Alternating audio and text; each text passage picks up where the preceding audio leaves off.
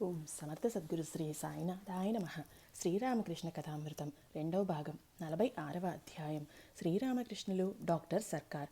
ప్రథమ పరిచ్ఛేదం. శ్యాంపుకూర్లో మాతో శ్రీరామకృష్ణులు డాక్టర్ సర్కార్ ఇంట్లో మా. శుక్రవారం అక్టోబర్ 23, 1885. దుర్గాపూజ తర్వాత పౌర్ణమి రోజు శ్రీరామకృష్ణులు చికిత్స నిమిత్తం శ్యాంపుకూర్లోని ఇంట్లో వసిస్తున్నారు. సమయం ఉదయం 10 గంటలు. శ్రీరామకృష్ణులు మాతో సంభాషిస్తూ ఉన్నారు. మా ఆయనకు మేజోళ్ళు తొడుగుతున్నాడు. శ్రీరామకృష్ణులు నవ్వుతూ, నేను ఈ మఫ్లర్ను 2 ముక్కలుగా చేసి కాళ్లకు చుట్టుకుంటే ఎంత బాగుంటుంది, బాగా వెచ్చగా ఉంటుంది కదూ. మా చిన్నగా నవ్వాడు.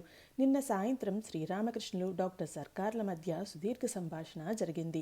దాని గురించి ప్రస్తావిస్తూ శ్రీరామకృష్ణులు నవ్వుతూ మాతో ఇలా అన్నారు. నిన్న తుహూ కదా, ఆవు చర్మం దూది ఏకేవాడి కదా ఎలా చెప్పాను. శ్రీరామకృష్ణులు నిన్న ఇలా అని ఉన్నారు. జీవుడు త్రితాపాలలో దగ్ధమైపోతూ ఉంటాడు. అయినప్పటికీ నేను బాగానే ఉన్నాను అంటూ ఉంటాడు. ముళ్ళు గుచ్చుకొని చేతి నుండి బొటబొటా రక్తం కారుతూ ఉంటుంది. అయినా కూడా చేతికి ఏమీ కాలేదు అంటూనే ఉంటాడు. ముళ్ళును జ్ఞానాగ్నిలో దగ్ధం చెయ్యాలి. ఈ మాటలను గుర్తు చేసుకుంటూ చిన్న నరేంద్రుడు ఇలా అన్నాడు. నిన్న మీరు చెప్పిన ముళ్ళు కథ బాగా ఉంది. ముళ్ళును జ్ఞానాగ్నిలో దగ్ధం చెయ్యాలి. శ్రీరామకృష్ణులు ఆ స్థితులన్నీ నాకు ప్రత్యక్షంగా అనుభూతమయ్యేవి. ఒకరోజు నేను కుటి వెనక వెళ్తూ ఉండగా నా ఒళ్లంతా హోమాగ్నిలో దగ్ధమై కాలిపోతున్నట్లు అనిపించింది. పద్మలోచన్ నాతో ఒకసారి ఇలా అన్నాడు. మీ స్థితులనన్నింటినీ ప్రకటించడానికి నేను ఓ సభను ఏర్పాటు చేస్తాను. కానీ అటు తర్వాత అనతి కాలంలోనే అతడు దివంగతుడు అయ్యాడు. సమయం 11 గంటలైంది. శ్రీరామకృష్ణుల ఆరోగ్య పరిస్థితిని తెలుపడానికి మా డాక్టర్ సర్కార్ ఇంటికి వెళ్ళాడు. శ్రీరామకృష్ణ గురించి వినడానికి డాక్టర్ ఉత్కంఠతో ఉన్నాడు. డాక్టర్ నవ్వుతూ, నిన్న నేను ఎలా చెప్పాను, తుహు అనడానికి దూది ఏకేవాడి చేతిలో పడవలసి ఉంటుంది కదా. మా అవునండి, అలాంటి గురువు చేతిలో పడినప్పుడే అహంకారం నశిస్తుంది. నిన్న భక్తి గురించి కూడా ఆయన ఎలా మాట్లాడారు. భక్తి స్త్రీ లాంటిది, అంతఃపురం వరకు పోగలదు. డాక్టర్ అది మంచి మాటే, కానీ అందుకోసం జ్ఞానాన్ని వదిలిపెట్టలేము కదా. మా పరమహంసదేవులు కూడా అలా చెప్పరు. ఆయన భక్తి జ్ఞానం, సాకారం నిరాకారం రెండింటినీ అంగీకరిస్తారు. భక్తి యొక్క శీతల ప్రభావంతో నీరు అక్కడక్కడ గడ్డకడుతుంది. మళ్ళీ జ్ఞానభాస్కరుడు ఉదయించగానే ఆ మంచు కరిగిపోతుంది అని ఆయన అంటూ ఉంటారు. అంటే భక్తియోగంలో సాకారాన్ని దర్శిస్తాం, జ్ఞానయోగం ద్వారా నిరాకారాన్ని సాక్షాత్కరించుకుంటాం. ఇంకా మీరు చూసే ఉంటారు, ఆయన భగవంతుణ్ణి ఎంత సామీప్యంగా దర్శిస్తారు అంటే ఎల్లవేళలా భగవంతుడితో సంభాషిస్తూనే ఉంటారు. గొంతు నొప్పితో బాధపడేటప్పుడు చిన్నపిల్లాడిలా అమ్మ నొప్పి పెడుతోంది అంటారు. ఆయన పరిశీలనా శక్తి ఎంత సునిశితమైంది. మ్యూజియంలో జంతువుల అవశేషాలను ఒకసారి చూశారు, అంతే. వెంటనే దాన్ని ఉదాహరణ చేసుకుని సాధు సాంగత్యం యొక్క ప్రయోజనాన్ని వివరించారు. ఒక వస్తువు రాళ్ల పక్కన ఉండిపోయి రాయిగా మారిపోయిన రీతిలో మనిషి కూడా సాధువులతో పాటు వసిస్తూ సాధువే అయిపోతాడు. డాక్టర్ ఈశాన్ బాబు నిన్న అవతార పురుషుల గురించి ఏదో మాట్లాడాడు. మనిషిని భగవంతుడండమా, అదేమిటి. మా ఎవరి విశ్వాసం వారిది. దానిలో మనం ఎందుకు ఇంటర్ఫియర్ అవ్వాలి. డాక్టర్ ఆ మాట కూడా నిజమే. మా ఇంకా ఆ కథ చెప్పి ఆయన మనల్ని ఎంతగా నవ్వించారు. అతగాడు ఇల్లు పడిపోయిందన్న సంగతి స్వయంగా చూసిన వ్యక్తి చెప్పినా సరే ఆ సమాచారం వార్తాపత్రికలో రాలేదు కాబట్టి ఆ విషయం నమ్మడట. డాక్టర్ మౌనంగా ఉండిపోయాడు.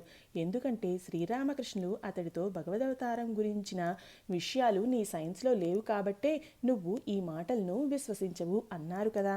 మధ్యాహ్నమైంది. డాక్టర్ సర్కారు మాను తన బండిలో తోడ్కొని వెళ్ళాడు. కొందరు రోగులను చూసిన పిదప డాక్టర్ శ్రీరామకృష్ణుల వద్దకు వెళ్ళనున్నాడు. కొన్ని రోజుల క్రితం డాక్టర్ సర్కార్ గిరీష్ యొక్క బుద్ధలీల అనే నాటకం చూశాడు.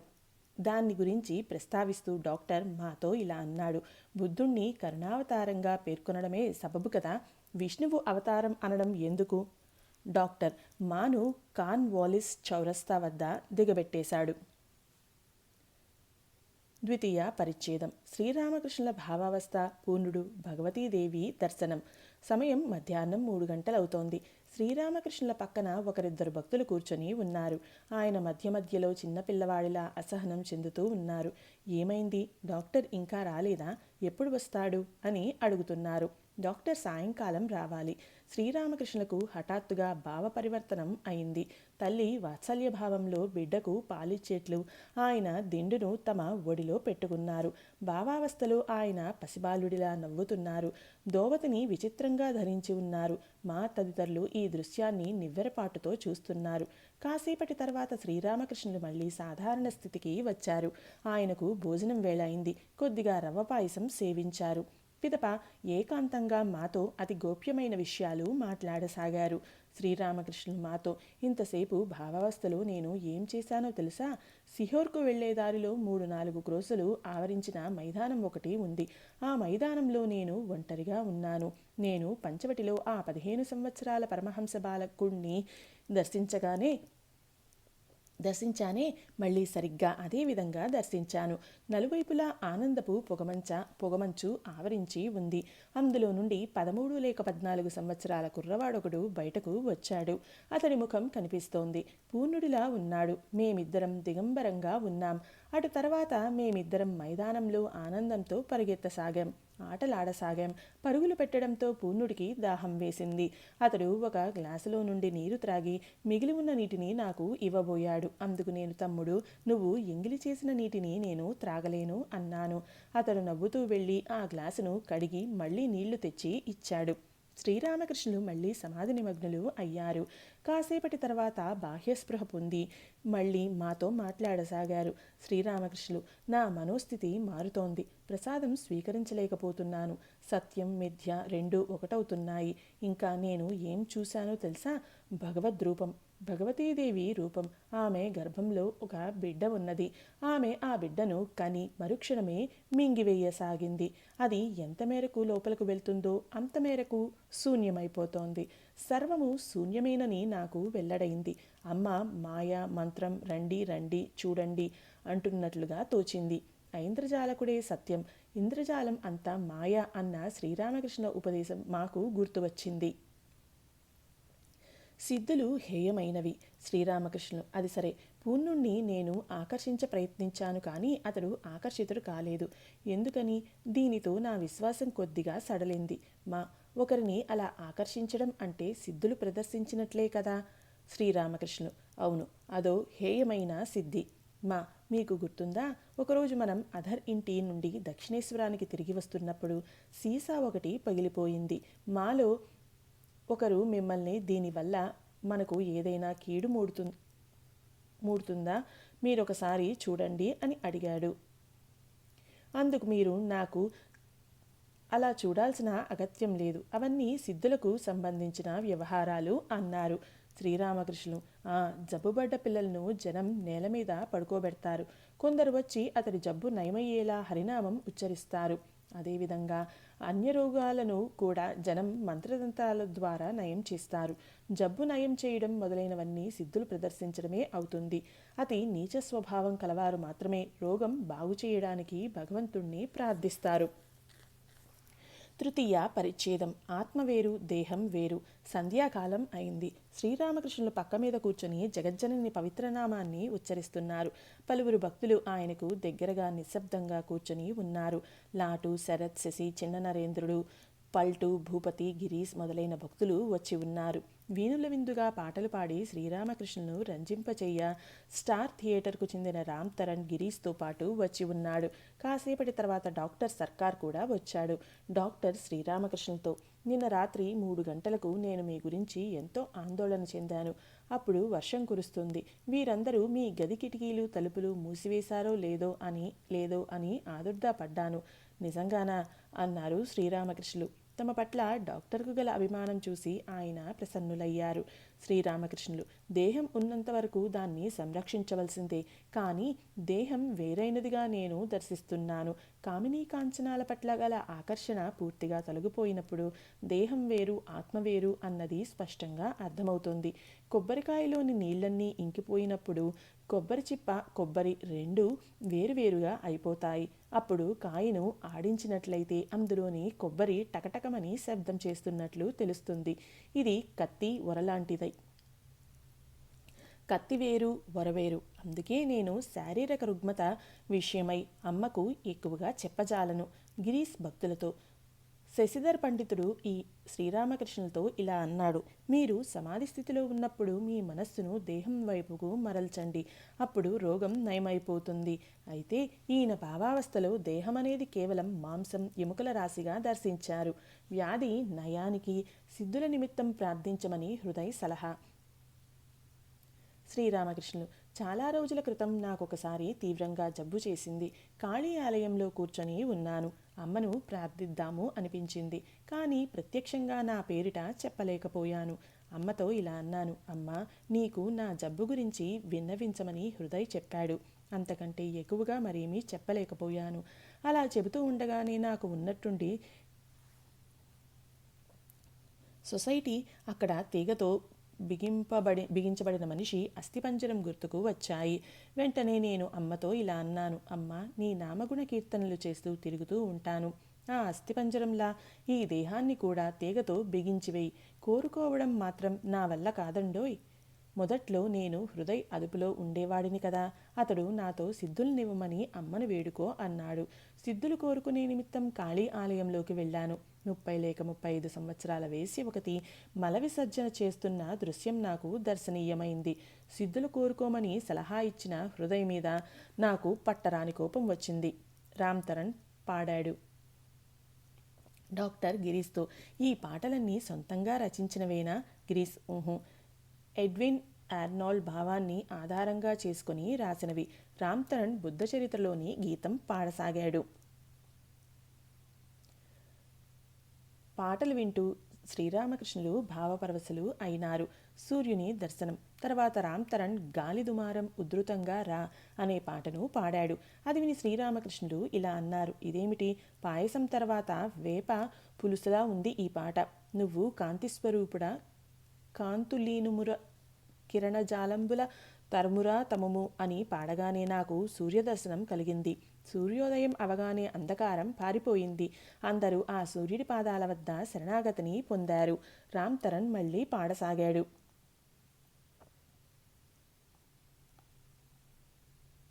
పాటలు వింటూ శ్రీరామకృష్ణులు మళ్ళీ భావపరవశులయ్యారు. రామ్ తరణ్ మళ్ళీ పాడసాగాడు. చతుర్థ పరిచ్ఛేదం. త్యాగం, సన్యాసి, గృహస్థులు. గానం పూర్తయింది. పలువురు భక్తులు మైమరిచి స్తబ్దులై కూర్చుండిపోయారు. చిన్న నరేంద్రుడు ధ్యాన నిమగ్నుడై స్థాణువులా ఉన్నాడు. అతన్ని డాక్టర్కు చూపుతూ శ్రీరామకృష్ణులు ఇతడు అతి పవిత్రుడు.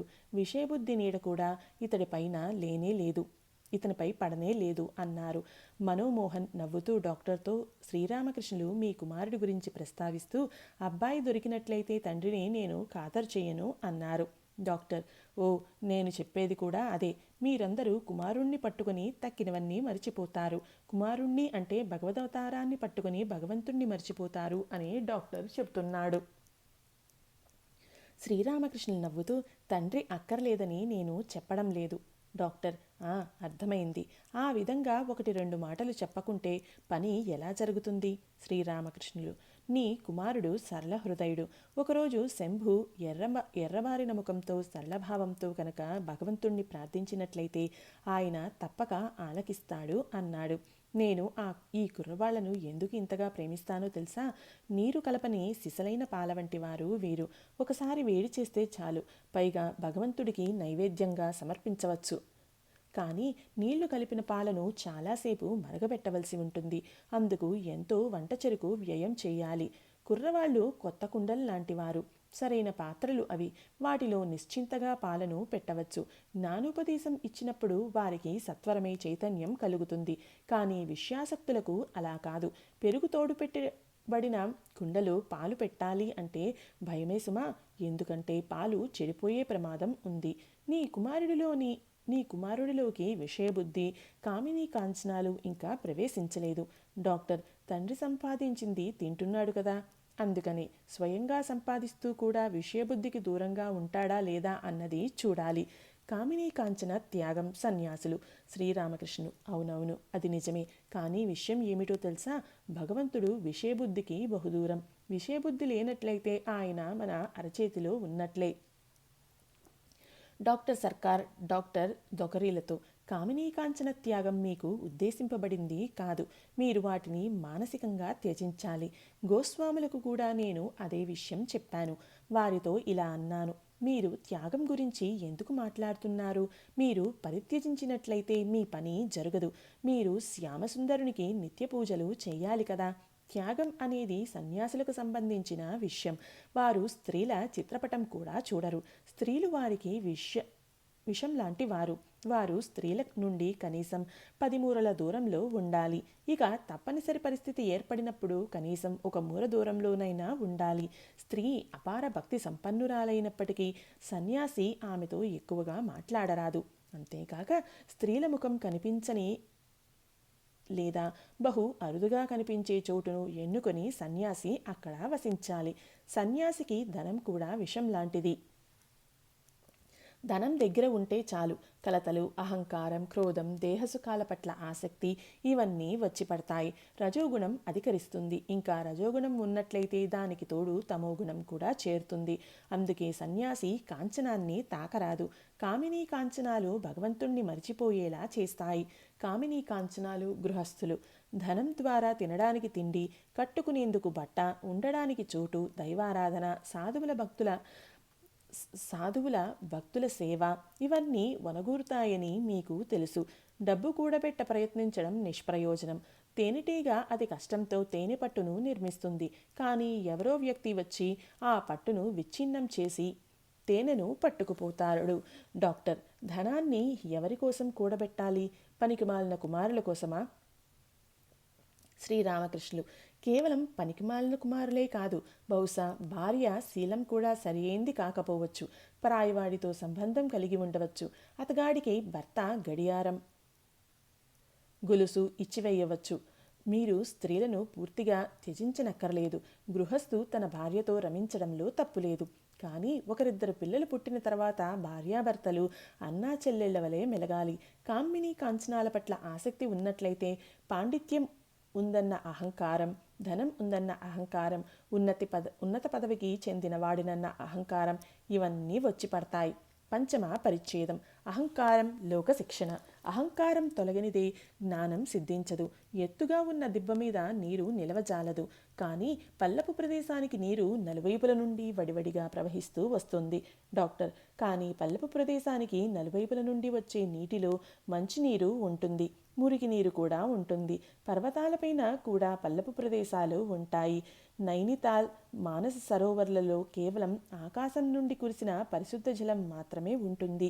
శ్రీరామకృష్ణుడు: కేవలం ఆకాశం నుండి వచ్చే నీరు మాత్రమేనా? ఆహా, అది చాలా మంచిది. డాక్టర్: ఇంకా ఎత్తులో ఉన్న నీటిని నలువైపులకు పంపిణీ చేయవచ్చు. శ్రీరామకృష్ణులు నవ్వుతూ ఎవరికో సిద్ధమంత్రం లభించిందట. అతడు ఒక కొండపై నుండి బిగ్గరగా కేక పెడుతూ ఇలా అన్నాడు: మీరందరూ ఈ మంత్రాన్ని జపించి భగవంతుణ్ణి సాక్షాత్కరించుకోండి. డాక్టర్: శ్రీరామకృష్ణులు: కానీ మీరు ఓ సంగతి గుర్తుంచుకోవాలి. భగవంతుడి కోసం ప్రాణాలు తల్లడిల్లిపోయినప్పుడు మంచినీరు, మురికి నీరు అన్న పట్టింపు ఉండదు. భగవంతుడి గురించి తెలుసుకోవడానికి అటువంటి వ్యక్తి ఒకసారి మంచివాడి వద్దకు వెళ్తాడు, ఒక్కోసారి పరిణతి పొందని వ్యక్తుల వద్దకు కూడా వెళ్తాడు. అయితే ఆయన కృప కలిగినట్లయితే ఆ వ్యక్తికి మురికి నీరు కూడా ఎలాంటి హాని చెయ్యజాలదు.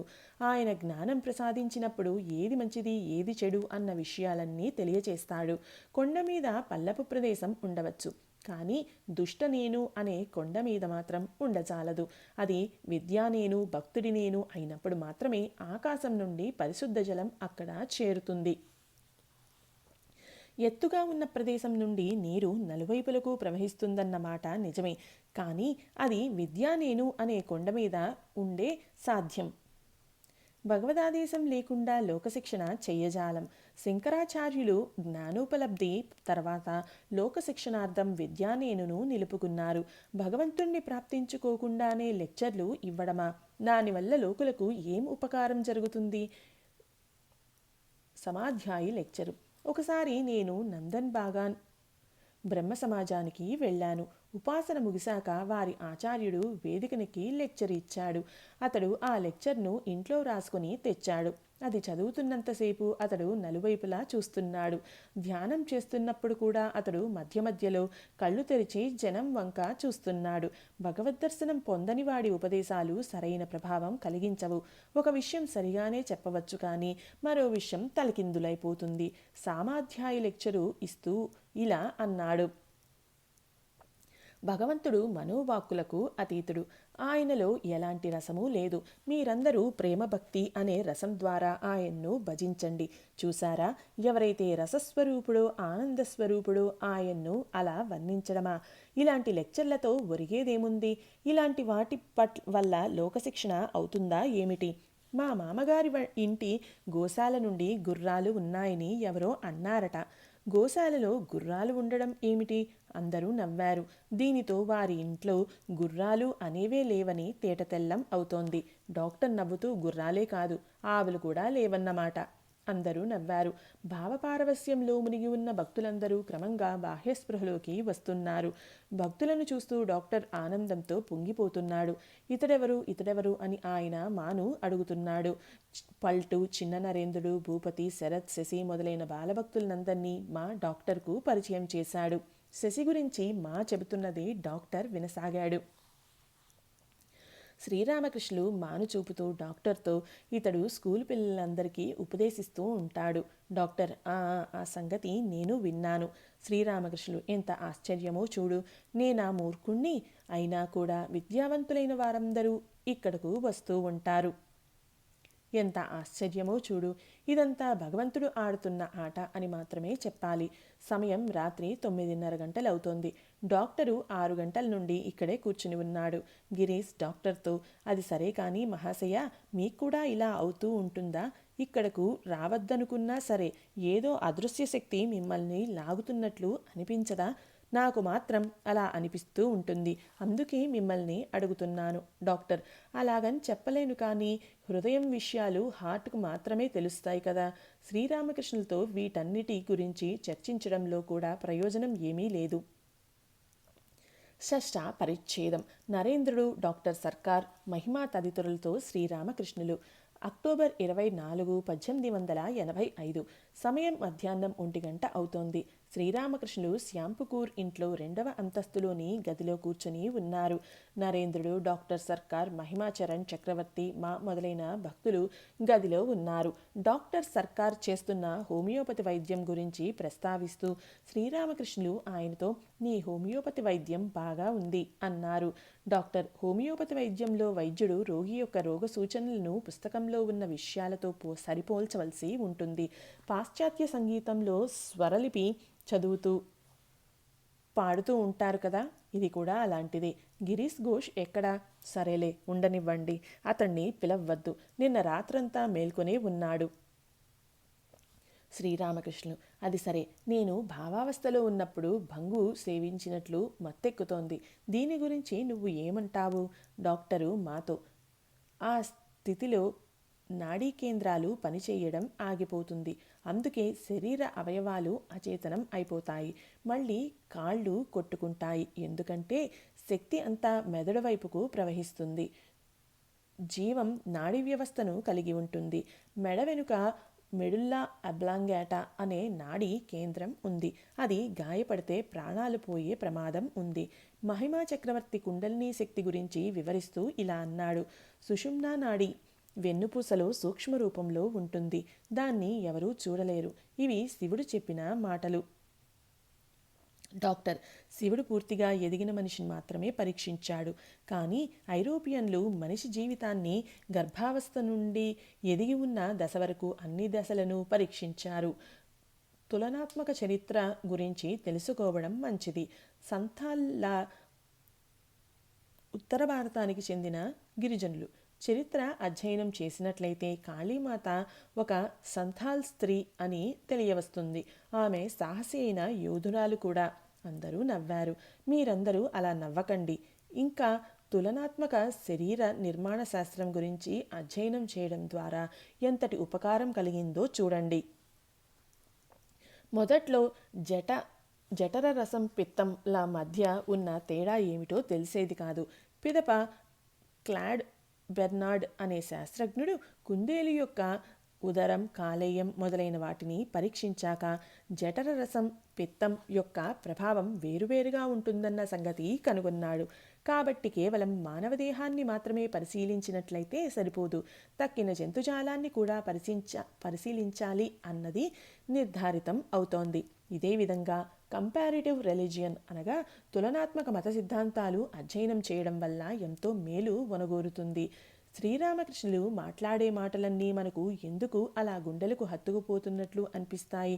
ఎందుకంటే ఈయన అన్ని మతాలను, హిందూ, ఇస్లాం, క్రైస్తవం, శాక్తం, వైష్ణవం వీటన్నిటినీ అనుష్ఠించారు కాబట్టి. తేనెటీగలు పలు రకాల పువ్వుల నుండి తేనెను సేకరించినప్పుడు మాత్రమే మంచి తేనె తయారవుతుంది. మా డాక్టర్తో ఈయన అనగా మహిమాచరణ్ సైన్స్ గురించి ఎంతో అధ్యయనం చేశాడు. డాక్టర్ నవ్వుతూ, ఏ science? Max Muller science of religion చదివాడా? మా మహిమ శ్రీరామకృష్ణులతో, మీకు జబ్బు చేసింది, కానీ దాని గురించి డాక్టర్లు ఏం చేయగలరు? మీకు జబ్బు చేసిందన్న సంగతి విన్నప్పుడు మీరు డాక్టర్ల అహంకారాన్ని పెంచనున్నారని తోచింది. శ్రీరామకృష్ణులు డాక్టర్ సర్కార్ను చూపుతూ, ఈయన మంచి డాక్టర్, బాగా చదువుకున్నవాడు. మహిమ, అవునండి, ఈయన పెద్ద ఓడ లాంటివాడు, మేమందరం చిన్న పడవల వంటి వారం. డాక్టర్ సర్కార్ వినయపూర్వకంగా చేతులు జోడించాడు. శ్రీరామకృష్ణులు నరేంద్రుణ్ణి పాడమన్నారు. నరేంద్రుడు పాడసాగాడు. శ్రీరామకృష్ణులు ఇంకా ఆ పాట పాడు, ఈ సర్వము నీమయమే అని డాక్టర్ ఆహా నరేంద్రుడు పాడసాగాడు. పాటలు పూర్తయ్యాయి. డాక్టరు ముగ్ధుడైపోయాడు. కాసేపటి తర్వాత డాక్టర్ ఎంతో భక్తిభావంతో శ్రీరామకృష్ణులతో, అయ్యా, నేనిక వెళతాను, మళ్ళీ రేపు వస్తాను అన్నాడు. శ్రీరామకృష్ణుడు, కాసేపు ఆగరాదు, గిరీష్ ఘోష్ను రమ్మని కబురు పంపాము. మహిమాను చూపుతూ, ఇతడు గొప్ప విద్వాంసుడు, హరినామం ఉచ్చరించగానే నాట్యం చేయ ఆరంభిస్తాడు. అహంకార శూన్యుడు. మేము ఇక్కడ ఉన్నామని మాకు దగ్గరగా కొన్నగర్లో ఉంటున్నాడు. పైగా సంపన్నుడు కూడా, స్వతంత్రుడు, ఎవరికీ చాకరీ చేయనవసరం లేదు. నరేంద్రుణ్ణి చూపుతూ, ఇతడి గురించి నీ అభిప్రాయం ఏమిటి? డాక్టర్, అత్యుత్తముడు. శ్రీరామకృష్ణులు ఒక భక్తుణ్ణి చూపుతూ, మరి ఇతడో? డాక్టర్, ఆహా. మహిమ, హిందూ తత్వశాస్త్రం చదవకుండా తత్వశాస్త్ర అధ్యయనం పూర్తి కానేరదు. ఐరోపా తత్వవేత్తలు సాంఖ్యంలోని 24 తత్వాల గురించి ఎరుగరాయే, వారు వాటిని అర్థం చేసుకోనేలేరు. శ్రీరామకృష్ణులు నవ్వుతూ, నువ్వు మాట్లాడే 3 మార్గాలు ఏవి? మహిమ, సత్పదం అంటే జ్ఞానపదం, చిత్పదం యోగానికి చెందినది అంటే కర్మయోగం, 4 ఆశ్రమాల క్రియలు, కర్తవ్యాలు ఇందులో చేరుతవి. 3వది ఆనంద పదం అంటే భక్తి, ప్రేమల పదం. మీరు 3 పదాలలోనూ నిష్ణాతులు. వీటన్నిటి గురించి సాధకారికంగా మీరే వివరించగలరు. శ్రీరామకృష్ణులు నవ్వారు. ఇక నేను చెప్పేదేముంది? జనకుడు వక్త, సుఖమహర్షి శ్రోత, అలా ఉంది వ్యవహారం. డాక్టరు సెలవు తీసుకున్నాడు. సంధ్యాకాలంలో సమాధి జపం గురించి శ్రీరామకృష్ణులు. సంధ్యాకాలం అయింది. చంద్రుడు ఉదయించాడు. శ్రీరామకృష్ణులు సమాధి నిమగ్నులై నిలబడి ఉన్నారు. నిత్యగోపాల్ కూడా ఆయనకు సమీపంగా భక్తిభావంతో నిలబడి ఉన్నాడు. కాసేపటి తర్వాత బాహ్యస్పృహ కలిగాక శ్రీరామకృష్ణులు కూర్చున్నారు. నిత్యగోపాల్ ఆయన పాదాలను సేవించసాగాడు. దేవేంద్ర, కాళీపదుడు ప్రభృత భక్తులు దగ్గరగా కూర్చొని ఉన్నారు. శ్రీరామకృష్ణుడు దేవేంద్రాదులతో, నిత్యగోపాల్ ప్రస్తుత స్థితి మారనున్నదని నాకు తెలుస్తోంది. అతడి మనస్సు కేంద్రీకృతమై సంపూర్ణంగా నాపైనే నిలవనున్నది. ఇందులో ఉన్న వ్యక్తిపైనే. నరేంద్రుణ్ణి చూస్తున్నావు కదా, అతడి మనస్సు యావత్తూ నా మీదనే లగ్నమవుతోంది. పలువురు భక్తులు సెలవు పుచ్చుకుంటున్నారు. శ్రీరామకృష్ణులు లేచి నిలబడ్డారు. ఒక భక్తుడికి జపం గురించి ఇలా తెలుపుతున్నారు. జపం చేయడం అంటే అర్థం ఏకాంతంలో మౌనంగా భగవన్నామాన్ని ఉచ్చరించడం. మనస్సు ఏకాగ్రం చేసి నామం ఉచ్చరిస్తూ పోగా పోగా జపం చేయగా ఆయన రూపదర్శనం కలుగుతుంది. ఆయన సాక్షాత్కారం అవుతుంది. గొలుసుతో కట్టబడిన కొయ్యదుంగ ఒకటి గంగానదిలో మునిగి ఉందనుకో. గొలుసు ఒక కొన ఒడ్డుకు కట్టబడి ఉంది. గొలుసును పట్టుకొని నీటిలోకి దుమికి కొక్కేలను ఒకదాని తర్వాత ఒకటిగా పట్టుకుంటూ ఆ కొయ్యదుంగను చేరవచ్చు. సరిగ్గా ఇదే విధంగా జపం చేస్తూ చేస్తూ నిమగ్నమైపోయినప్పుడు క్రమంగా భగవత్ సాక్షాత్కారం కలుగుతుంది. కాళీపదుడు నవ్వుతూ భక్తులతో, మన ప్రభువు భలేవారే సుమా, జపధ్యానాలు తపస్సులు ఏమీ చేయాల్సిన అవసరం లేదు. ఆ సమయంలో ఉన్నట్టుండి శ్రీరామకృష్ణులు గొంతులో ఏమో అవుతుంది అన్నారు. దేవేంద్ర, ఇక మీదట మీ మాటలతో మేం మోసపోతామనుకున్నారా అన్నాడు. కేవలం భక్తుల కళ్ళు కప్పడానికే శ్రీరామకృష్ణులు ఈ రోగాన్ని ప్రదర్శిస్తున్నారు అన్నది దేవేంద్రుడి భావన. భక్తులు సెలవు తీసుకున్నారు. వంతుల వారీగా యువభక్తులు అక్కడే ఉంటూ శ్రీరామకృష్ణులను సేవించేలా ఏర్పాటు చేయడమైంది. మా కూడా ఆ రాత్రికి అక్కడే బస చేయనున్నాడు. ఓం సమర్థ సద్గురు శ్రీ సాయినాథాయ నమః.